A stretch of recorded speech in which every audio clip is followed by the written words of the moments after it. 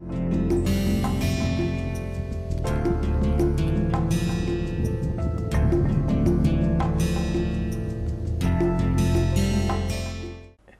lecture would be on basics of materials and energy balance, and if the time permits, I will introduce to introduction to metal extraction.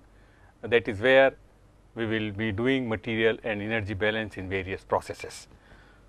You know that materials and energy balance are the routine plant exercise. It is nothing new that I have to tell you, because every businessman or every shopkeeper or every plant owner, he has to do a sort of auditing of material and energy from the point of view of the economics. He would like to know what are the inputs, what are the outputs of material, and where are the losses.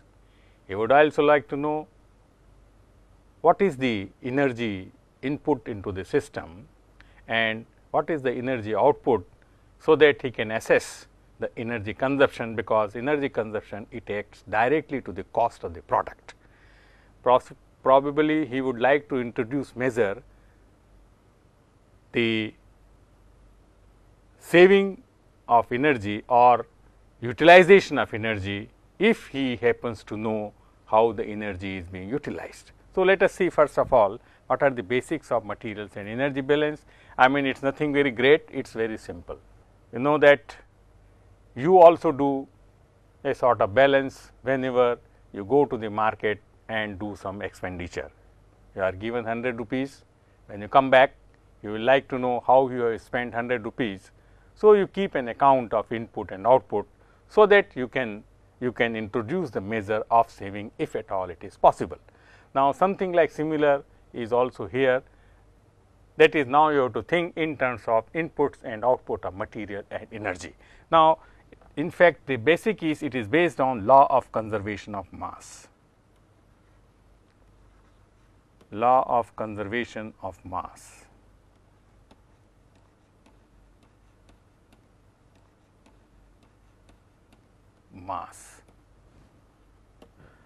Now, mass of an isolated system, it remains constant, irrespective of the changes occurring within the system.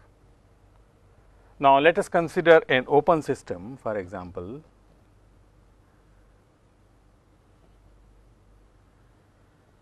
Consider an open system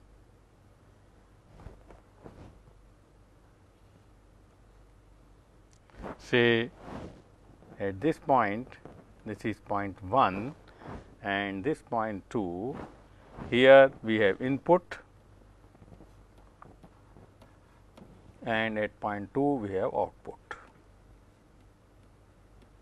Now, here let us consider the volume is V.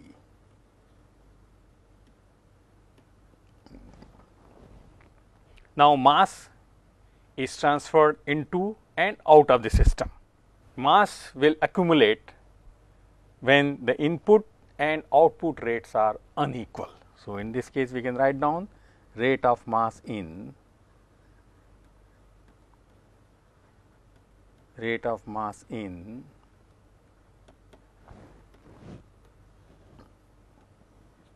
that is equal to rate of mass out, rate of mass out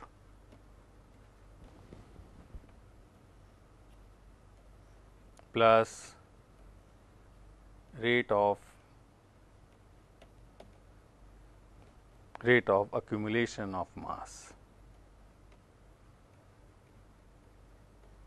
accumulation of mass. It is very simple.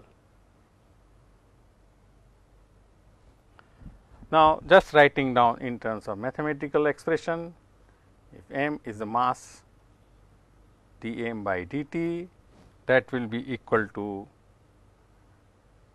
m dot in minus m dot out. Dot represents the rate of change of mass with reference to time. So, this is in fact valid for unsteady state operation. Unsteady state operation.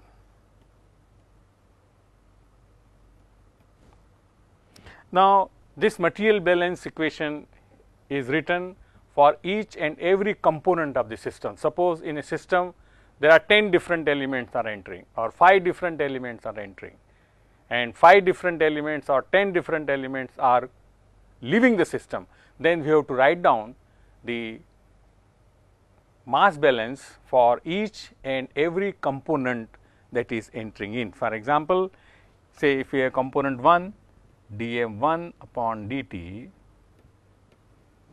that will be equal to m dot 1 in minus m dot 1 out. Similarly, for example, for component 2, we will write dm2 upon dt, that will be equal to m2 dot in minus m2 dot out. So on, I can write down for third component dm3 upon dt, that will be equal to m3 dot in minus m3 dot out, and so on.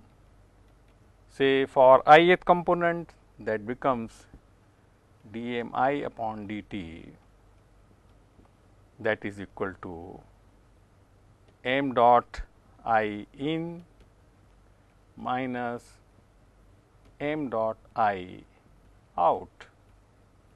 Now, say for a system with multiple inputs and output streams, the material balance equation for ith component, that becomes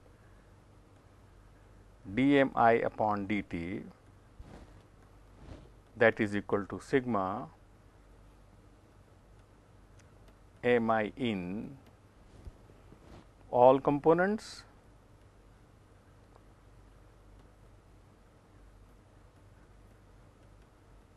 minus sigma m dot out of, let us say, all components. This is again for all components.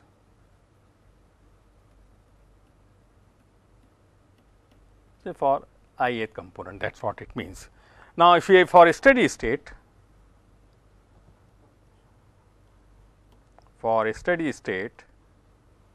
now as the name suggests, there is no accumulation of mass within the system. Therefore, sigma m dot I in, that will be equal to sigma m dot I out.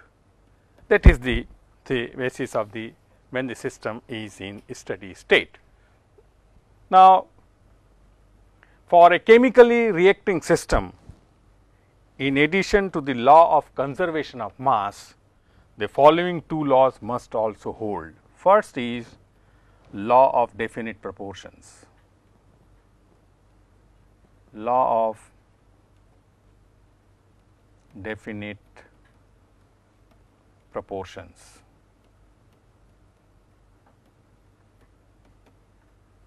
Now, a given chemical compound always contains the same constitutional elements in the same weight proportions.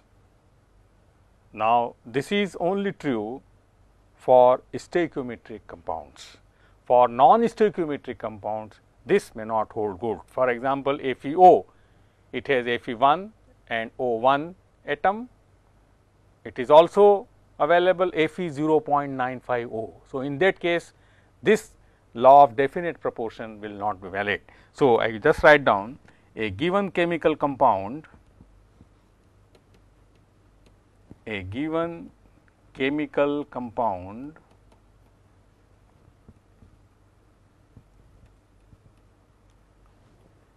always contains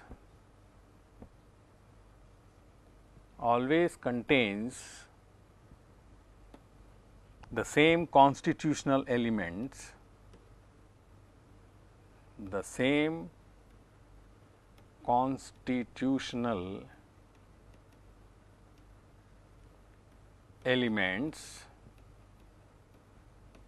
in the same weight proportion, that is important, in the same weight proportion. For example, Fe2O3, there will be 2 atoms of iron combining with 3 atoms of oxygen. And for Cu2S, 2 atoms of copper combining with 1 atom of sulfur. However, here copper and sulfur, they are the same constitutional elements, but Cus is also formed. So, that in that case it will not valid. So, that means this is true for stoichiometric compound.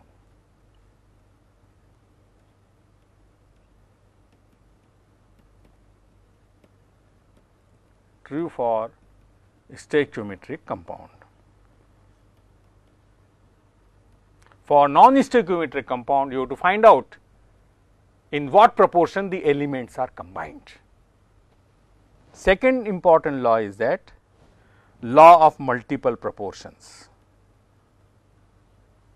Law of multiple proportions. Now, this law states if 2 elements can form more than one compound, I repeat once again, if 2 elements can form more than one compound, then the respective weights of one element that combines with a given weight of the other are in the ratio of small whole numbers. I think I should write for you, say if 2 elements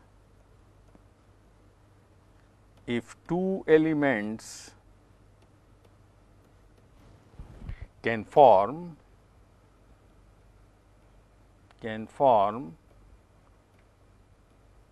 more than one compound,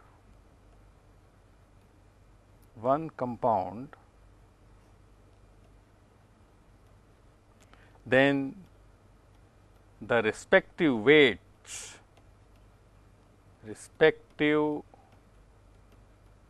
of one elements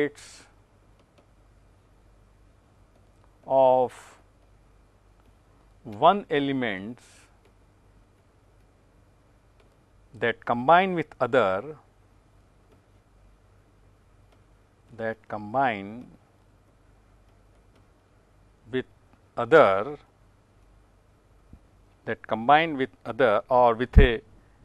other are in the ratio of small whole numbers, or in the ratio of small whole numbers.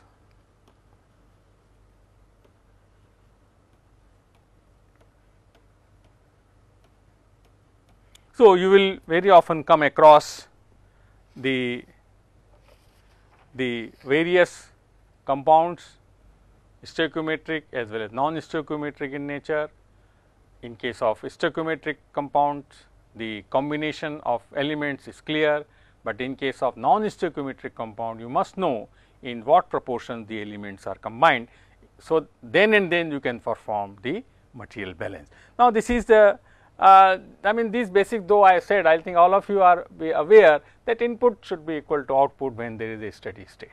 That is a very simple thing. Now, say about the energy balance, basic thing about the energy balance.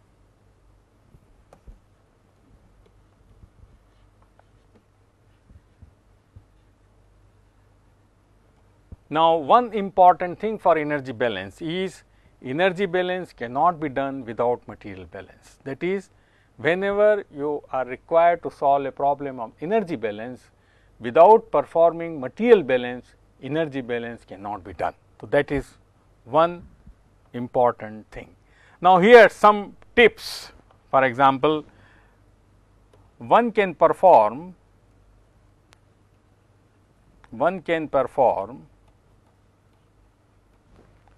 elemental balance either in kg or kg mole. Now, it is a matter of practice and matter of convenience how you perform the material balance. You can perform in kg also, or in gram also, or in gram mole also, or in kg mole also.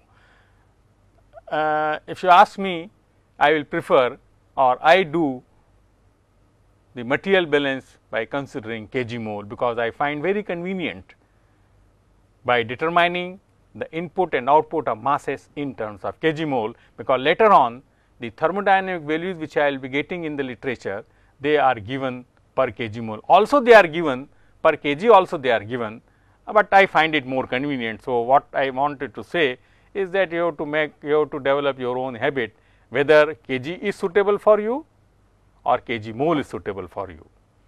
The thermodynamic values are available in kg as well as in kg mole, gram as well as in gram mole, there is no problem at all, but it is just a matter of convenience. How also the material balance in kg mole, it becomes little bit easier. Say if you write down the stoichiometry equations, then immediately it is apparent how many moles are entering in and how many moles are entering out. So, I find it little easier, but then as said, you have to make your own style of solving these problems. Once you have done the material balance of all inputs, that is, here it is very important to know that the input of materials where it is going in. Say you have x kg or x kg mole of certain material is in, you have to see how much of that is going into the products. The products could be metal, it could be slag, it could be waste product, or it could be in the gaseous form. So, you have to collect all such information, make a box to determine the material balance, and then proceed to solve the heat balance. That is very important.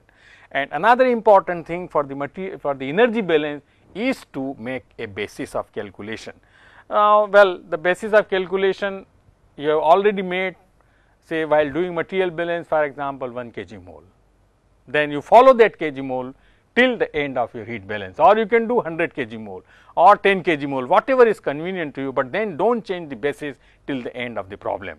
Number 2, the several energy balance, it is done by considering a reference temperature of 298 Kelvin. Now, this is an advantage, because the values or the thermodynamic values like specific heat, heat content, heat of reaction, heat of formation, they are all available at 298 Kelvin. Well, it is again a matter of practice. Now, once you have done this, then perform heat balance. Then perform heat balance. Now, needless to mention, heat input that is equal to heat output, because we are talking of steady state. We are not performing heat balance under unsteady state. We can also perform under unsteady state, in that we know what is the accumulation of energy in the system. But normally, or in most of the plants, it is required the the plant is operating at a steady state for days together, inputs and output of energy and so on. So, you perform the heat balance, it is very simple, heat input is equal to heat output, though it looks to be simple, but here you have to consider all sources from which heat is entering. So, I write few sources for you, for example, heat input.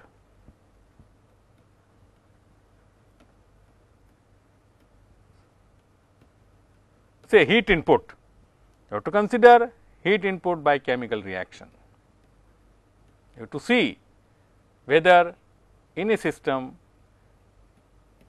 chemical reaction is occurring. Now, I have already illustrated how to calculate the heat of reaction when I was discussing thermochemistry, and there we have calculated also. So, here it is important to calculate the heat of reaction because of the chemical reaction, that could be exothermic also, that could be endothermic also. So, accordingly, the sign convention you must be very clear, say exothermic is a negative if you want to do that, or endothermic positive, or you declare in the beginning that this is what the convention I am going to follow, but then you stick to the convention. That is an important thing. Now, here again the temperature is also very important. You have to see that whether the products, whether the reactants, they are entering at what temperature and products are at what temperature. So, accordingly heat of reaction has to be calculated as per the formula which I have given in thermochemistry, that is the heat of reaction at 298 plus heat of reaction at the prevailing temperature. There you have to do these proper calculations are very important. Then the next step is that you collect the thermodynamic data. This is the most important step while performing the heat balance, because you have to know from where which data will be available. Though while going through the problems over here, I will give you the data, I will give you the source, but then in an unknown situation, if you are required to do heat balance, you must know how to collect the data, and if in certain cases the data may not be available, then you should be able to derive the data from basic thermodynamics. That is important. So, collect the thermodynamic data, collect the thermodynamic data on Cp, that is the specific heat, it is available kilocalorie per kg mole per degree Celsius, or joule or kilojoule per kg mole per degree Kelvin per degree Celsius per kilogram. All these values are available, but then follow a certain system of collection of the data in proper units, so that you do not end up in a problem. Also collect the data on heat of formation, say heat of formation of compounds, heat of formation of compounds. Normally these heat of formation of compound, they are available at 298 Kelvin. Now here also you should know the state of elements or compound, state of elements oblique compounds. Do you know why I am telling this thing? Because if there is a transformation in the solid phase, I mean there could be transformation within the solid phase and transformation on melting and boiling. So, at all these transformations there does not occur temperature change, but latent heat you have to consider. So, it is with this context, it is important to know the state of element or compound when you attempt to make a heat balance of a particular problem. So, if it is a mere say solid state transformation, then you have to know at what temperature the transformation is occurring from say alpha to beta, within what range, then accordingly you have to use the Cp value in that range. Then you should also know the melting point. Then the important thing over here to know the latent heats. Why I have written is simply because many times I have seen in performing heat balance, we might forget latent heat, but well there is no reason of forgetting. So, latent heat, now this latent heat could be for transformation either in the solid state transformation or in the liquid transformation, say from solid to liquid and liquid to gas. At each stage you have to see what is the latent heat. Also heat input could be say a sort of combustion energy. Combustion energy. Now, this if fuel is used as a heat source. Now, if you use fuel as a heat source, then two things you must know. Number one, what is the chemical composition? Number two, what is the heat of formation, or what is the calorific value of the fuel, and what is the energy it is being released on combustion. So, this is the combustion energy. Also, many a times in many processes you will find that the reactants are heated. Say for example, in various high temperature processes, sometimes air is heated, sometimes the reactants in general they are heated. So, you must also know what is the sensible heat of reactants, sensible heat of reactants. Now, with that I mean you have to calculate sensible heat, but to calculate that you must know what is the temperature at which the reactants are entering. That is an important thing. Now, some I mean some terms for heat output,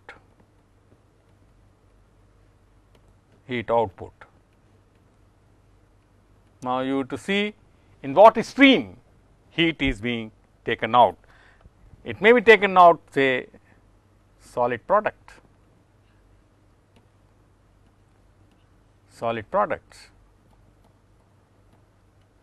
Then for solid products you must know Cp of all components,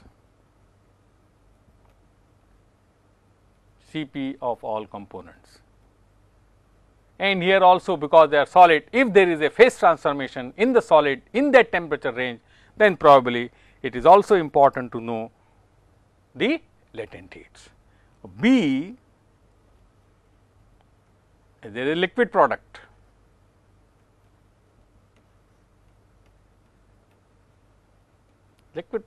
Now, in solid products you also require to know what is the temperature. In liquid products you have to know what is the temperature, whether the liquid product which is exiting the system, it is at the melting point or is above the melting point. Then these are the important issues.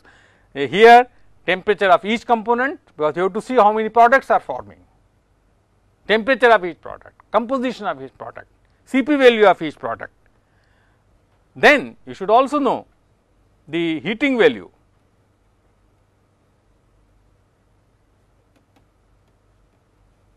or so to say heat content at that particular temperature, latent heat if you are calculating from 298 degree at 298 Kelvin. Then heat of mixing. If you recall in the lecture on thermodynamics I said various heat input, various heat output terms, heat of mixing, because when a liquid solution forms, say for example, if iron dissolves, if silicon dissolves in iron, there is the heat of solution or there is the heat of mixing. Similarly, the two oxides that dissolve, in certain cases heat is generated. So, that heat of mixing should be known. We should also know where heat of mixing is produced, by addition of which oxide to which oxide heat of mixing will be available. So, that information must be known in order to come to an exact or accurate heat balance. Now, C important is the gaseous product.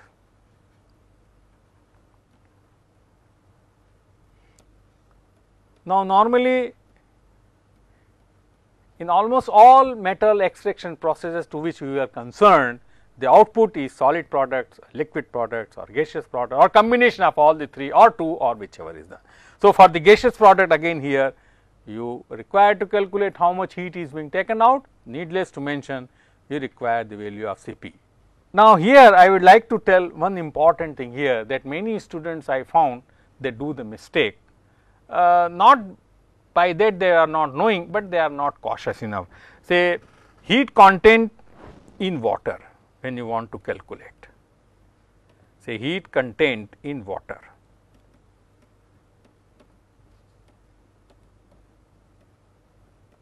So, for calculating this you have to consider these steps, probably it will help. Say H2O liquid at 25 degree Celsius, that is equal to H2O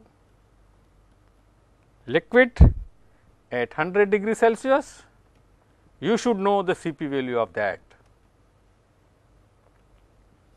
Then H2O liquid at 100 degree Celsius, that is equal to H2O vapor at 100 degree Celsius. Here what you should know, there is a transformation. So, you must know here latent heat.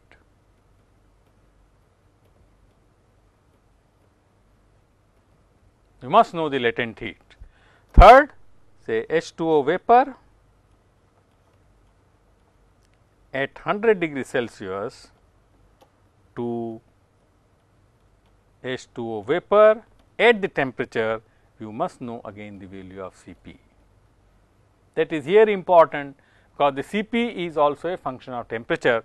So, accordingly you must collect the important values, and many times a mistake occurs in calculating the heat content in water. Suppose a water or the water vapor is being discharged at, for example, 1400 degrees Celsius, then if you select the state of water as liquid, then you have to calculate the heat content. Say first of all you bring vapor from that temperature to 100, latent heat will be evolved, then from liquid to 25 degrees. So, what I mean, these are the things that you must consider. Another important D is calculation of heat losses.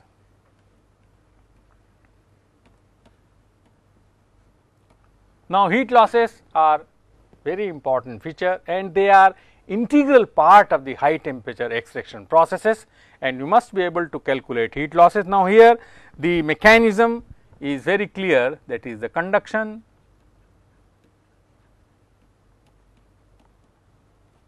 convection and radiation. So, invoking the appropriate laws and the method of calculation, you should be able to calculate heat losses, because these heat losses, if they are in very large amount, then one should think of how to minimize these heat losses to conserve the amount of energy. So, with this say a slight basics of materials and energy balance, I will again say it is just a sort of a common sense. If I summarize what I said till now, I will say it is just a common sense. Every day your dad must be giving 100 rupees, and at night he must be asking, well, what is your balance? So, you must be able to tell him, Dad, you gave me 100 rupees in the morning, now I am left with the 5 rupees, immediately he will ask you, where did you spend, give me the balance. Same thing here, your plant manager has given you, for example, 100 tons of raw material, and he wants to give, and he wants to know what are the outputs, so that his objective is to minimize the losses if at all they are occurring. That is all the whole objective of this material and heat balance exercise. Now, let us now apply to these concepts to actual metal extraction processes.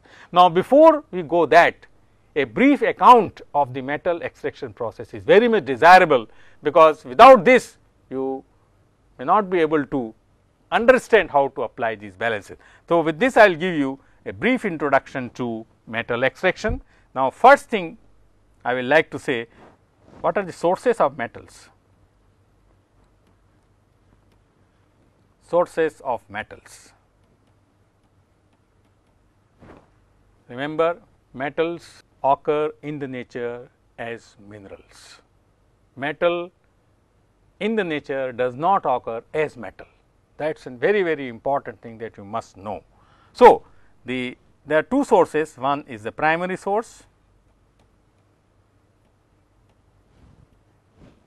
Primary source, you have natural reserves. Natural reserves. As I said, metals are in form of minerals, oxides or sulfides. It is important to know what is a mineral, because there is often, when a question is asked, what is the difference between mineral and ore. So, I found many students, they sometimes confuse. So, I should be very clear, a mineral is an inorganic compound in which elements are combined in stoichiometric proportions. That should be very, very clear. I repeat again, a mineral is an inorganic compound in which elements are combined in stoichiometric proportions. So, the natural occurrence of metal is mineral, and as I said, it is an inorganic compound. For example, I take Fe2O3, 2 molecules of iron are combined with 1.5 molecules of oxygen. That is, here the ratio of Fe upon O2, that is equal to 2 upon 1.5. Take SiO2, 1 molecule of silicon is combined with 1 molecule of oxygen. Similarly, we take Fe3O4. The ratio, for example, if I write Fe upon O2, that will be 3/2. Let us take Al2O3. The ratio of aluminum upon O2, that will be equal to 2 upon 1.5. That is what the meaning of mineral is the elements are combined in mixed proportions. Another source is secondary. In the secondary resources is scrap or recycled products.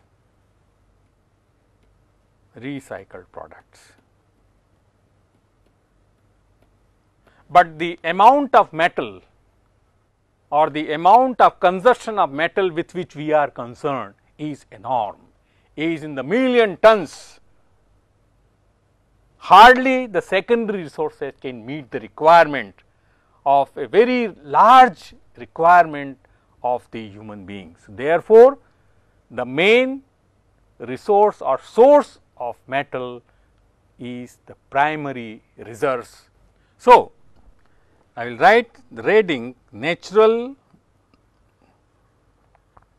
with which we are concerned, natural reserve or reserves of any metal that is called, write with a different ink, ore. So, remember there is a difference between ore and a mineral.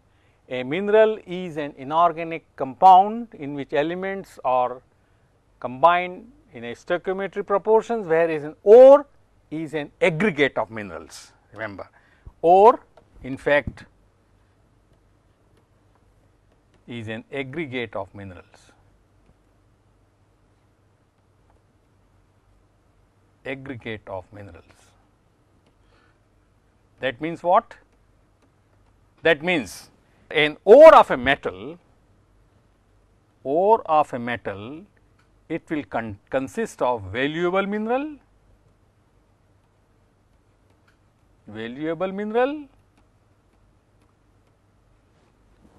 and plus all other is called gangue minerals.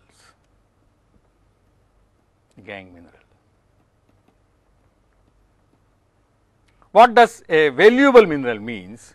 Say a valuable mineral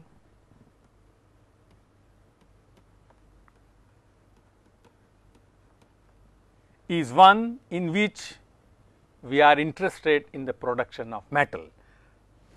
For example, let me give you an example. For example, I consider here metal, name of the ore, constituent of the ore,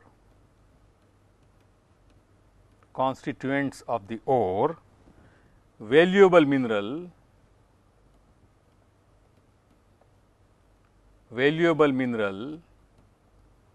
and gangue mineral.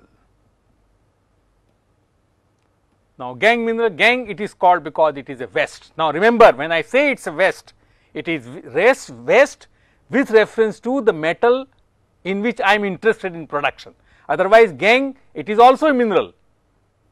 So, remember when I say it is a gangue is a vest, I am meaning that for production of that particular metal, rest all is a vest with reference to that particular metal. So, for example, I take metal as iron. The name of the ore is hematite. Now, hematite contains Fe2O3, SiO2, Al2O3, P2O5, etc., etc., etc. Now, here the valuable mineral, because we are interested in iron, so valuable mineral is Fe2O3, and all other, for example, SiO2, Al2O3, P2O5 are considered to be gangue, but they are also mineral because SiO2 one molecule of silicon and 2 atoms of oxygen. So, silicon is also a metal which is a very important metal. Al2O3, aluminum is also a metal, remember. Similarly, another example, magnetite.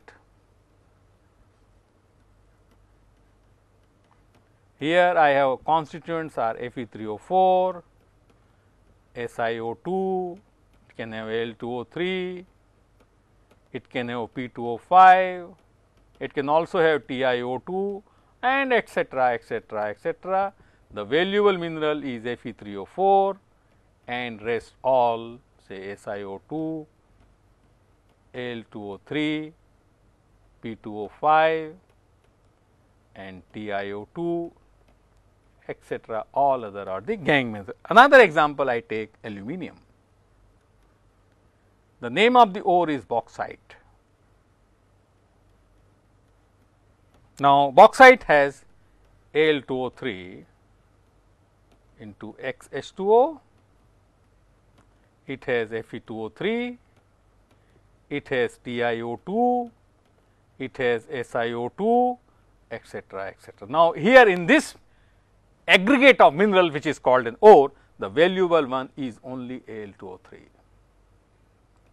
Rest all say H2O, Fe2O3, TiO2 and SiO2 are gangue minerals. Another example I take zinc, sphalerite is the name of the ore.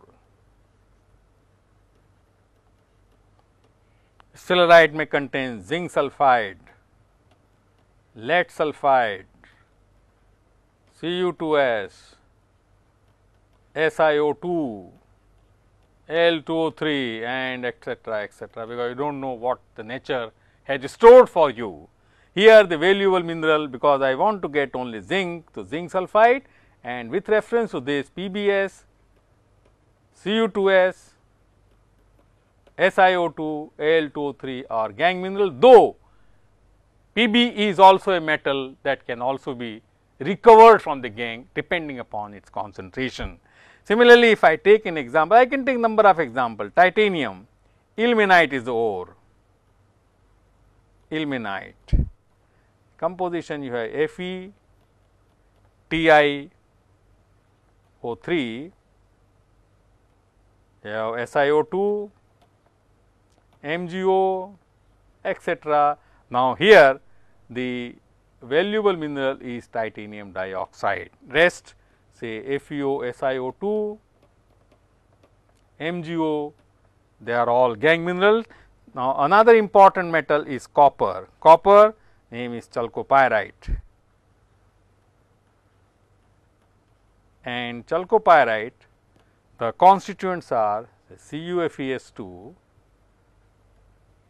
it could have SiO2, it could have Al2O3, it could have Fe2O3, it can also have calcium oxide, etcetera, etcetera. Now, here the valuable mineral is only CuFeS2 and all other, for example, FeS or FeS2, SiO2 or Al2O3, they are all considered to be the gangue minerals. So, what we note from here, that ore being an aggregate of minerals, we must know what is the quantity of metal that in ore has. So, that quantity is quantified by defining metal grade. Metal grade of an ore that indicates ore value. Now, as I said, if the metal grade is high, then the gangue mineral is low, and accordingly less effort has to be done for removal of the gangue. So, metal grade is a very important issue. Now, how to define metal grade? Metal grade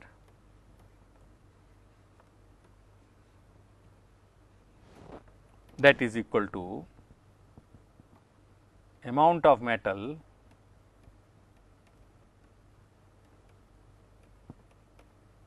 upon amount of ore. Amount of ore, if I want to define metal grade in a ore. Now, for example, I can also define metal grade of a pure mineral. In that case, I have to take amount of metal in the mineral upon amount of mineral. Now, for example, I take pure mineral, say pure mineral, let us define the metal grade. For example, I take Fe2O3. Then iron grade in pure Fe2O3, that will be equal to 112 into 100 upon 160, and that makes 70%. What does it mean? 30% is a waste that has to be removed if you want to get iron. Now, for example, if hematite, which is an ore, it contains 80% Fe2O3, then the metal grade of ore, metal grade or iron grade of ore, that is equal to 56%. What does it mean? 44% is the gangue, and that has to be removed if you are processing the natural reserve, which is hematite. That is an important. Now, let me give another example. Let us consider a mineral for copper, which is a CuFeS2. Now, let us find out the copper grade. Copper grade in CuFeS2, pure mineral, that will be equal to 64 upon 184 into 100, that is equal to 34.78%. Now, see, the copper grade in pure CuFeS2 is 34.78%. Now, imagine if copper ore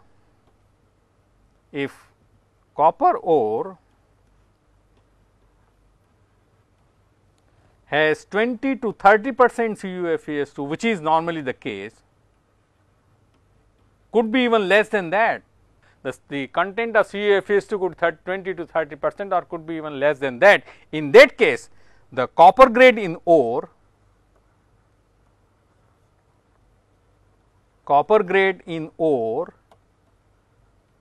that will be 7 to 10%. What does this mean?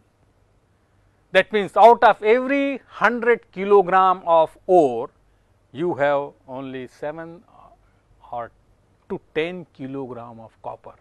Rest is gangue, or rest you can call is a waste with reference to the copper, and they have to be removed. So, that is an important thing that you must understand from here. Now, similarly, say nickel grade, which is again an important strategic metal, say nickel grade in nickel ore, it also varies, for your information, though it will depend upon location to location, it varies between 2 to 5%. Right. So, it is accordingly the amount of waste that you are producing from the synthesis or from the processing of the natural reserves of this metal is enormous. For nickel, having only 5% nickel, I mean 95% is a waste. And remember, these things are also, they are not physically separable, they are chemically combined. For example, the hematite ore, it has Fe2O3, chalcopyrite, it has CuFeS2. So, here copper and sulfur, they are not physically combined, my dear friend, they are chemically combined. Similarly, Fe2O3, iron and oxygen, they are chemically combined. You cannot just do by breaking and removing sulfur from copper or removing oxygen from iron, it is not possible. So, what I mean, they are also chemically combined. So, what we can say from here, if you are looking from extraction of metal from natural reserves, what has to be done? What are the basics? So, the extraction of metal,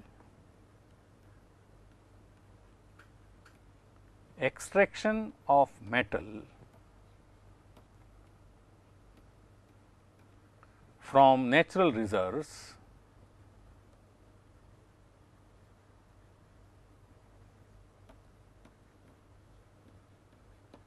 no doubt we are going to use ore. So, what we have to do? First step that you have to see, removal of oxygen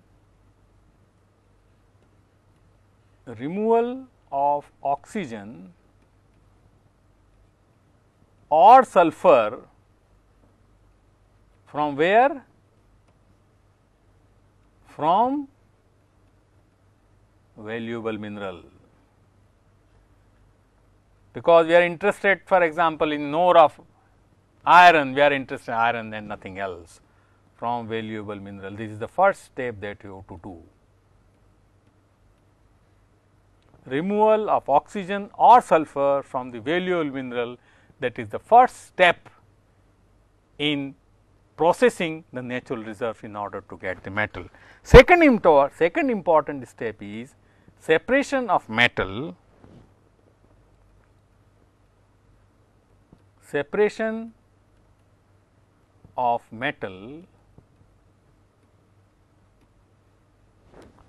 from the gangue minerals,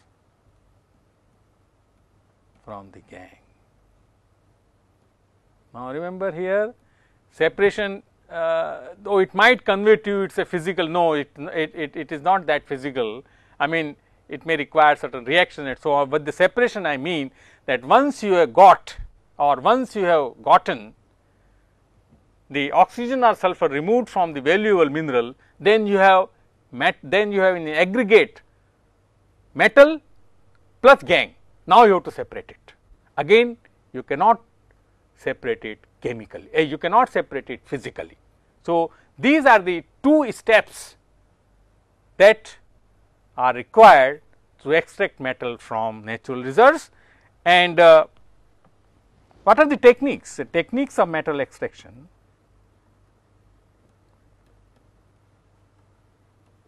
Whatever technique you adopt, these two are the important steps.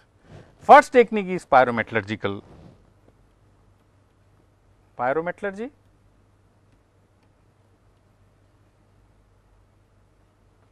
The term pyro means high temperature, that means here the temperature or thermal energy dependent. This pyrometallurgical route is thermal energy dependent. So, that is where energy balance is an important issue, thermal energy dependent. Second is hydrometallurgy route.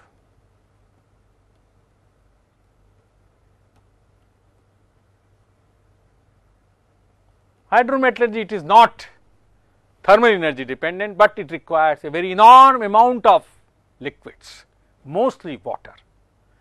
And third, though it is not an independent route, but it is combined with hydrometallurgy, that is the electrometallurgy.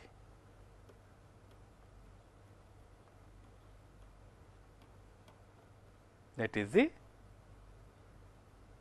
electrometallurgy route. Now, these are the three techniques which can be used to extract metal from the natural reserves. So, the following unit processes are used. Following are unit processes.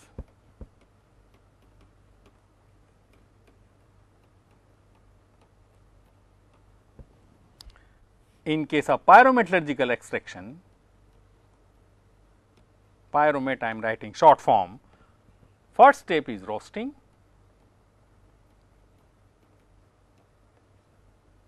second step is smelting,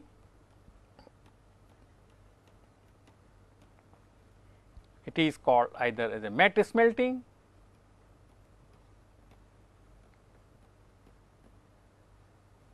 or reduction smelting.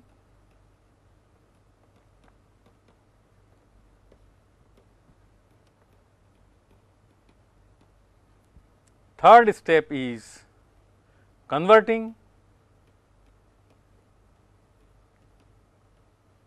and fourth step is refining. We will take these in our subsequent lectures along with the material and energy balance. For hydrometallurgy,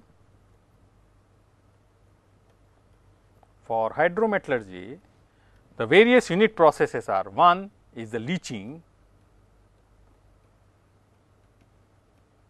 and second is the separation of metal from aqueous solution. separation of metal from aqueous solution, because hydrometallurgy you have the metal in the solution. Now, here various techniques are used. One is the cementation,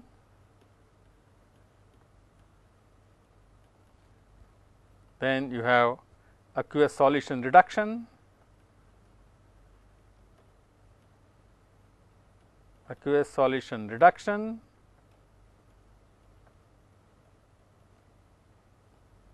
then you have electrolysis,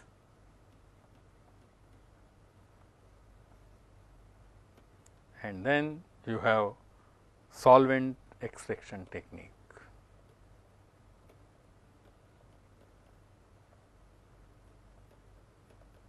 Now, some example, for example, copper by pyrometallurgical route, it uses roasting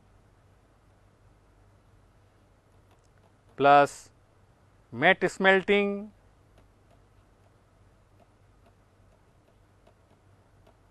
plus converting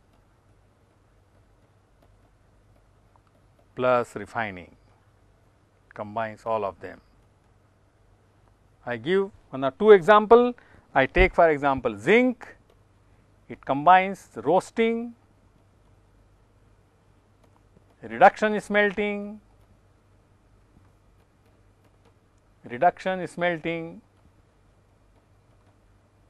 plus refining. See, if you take for example pig iron, it has reduction smelting. These are the combination of unit process to produce the metal. Say steel, reduction smelting plus refining. So, this is in short the various processes that are used.